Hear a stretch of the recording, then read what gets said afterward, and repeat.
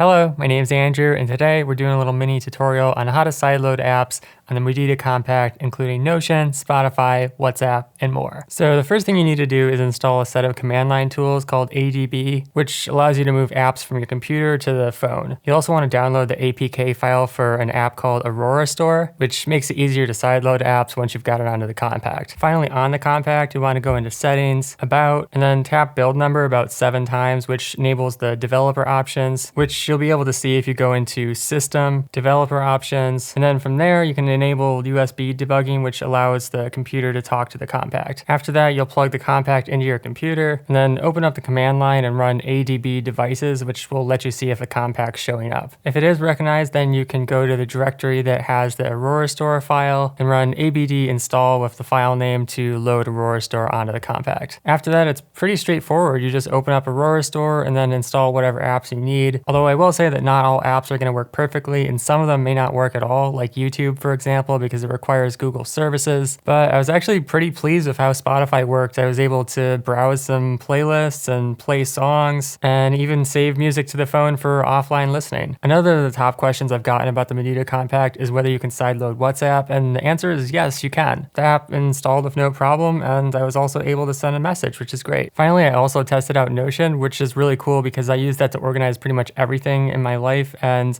it was a bit slow to load, but I was able to get one of my databases up with some notes for shooting B-roll.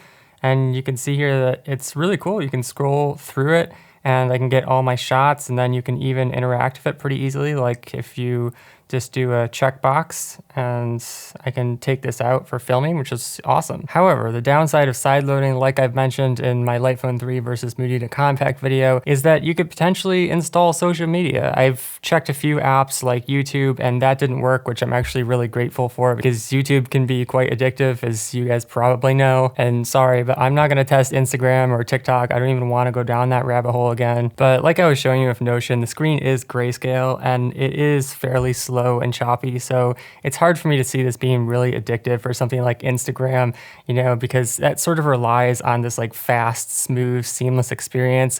And if things are going like this, and taking a long time to load, it's probably not going to be that addictive. At the same time, I do think it would be cool if when MUDITA ships the Compact, they would have an option where you could just say like, I don't want access to sideloading ever, if you just really like the e-ink screen, for example, but you don't need sideloading or other apps, WhatsApp, etc. So overall, there are pros and cons to sideloading, but it is really nice to have something like Spotify. And it'll be interesting to see how much of a problem it might be for me over the next few weeks as I test this versus the Lightphone 3, which doesn't have any social media or access to apps at all. Anyways, I'm going to be putting out a lot more videos on the MUDITA Compact and the Lightphone 3, so stay tuned for that. And thank you guys for hanging out. If you have any questions, let me know in the comments, and I'll catch you next time.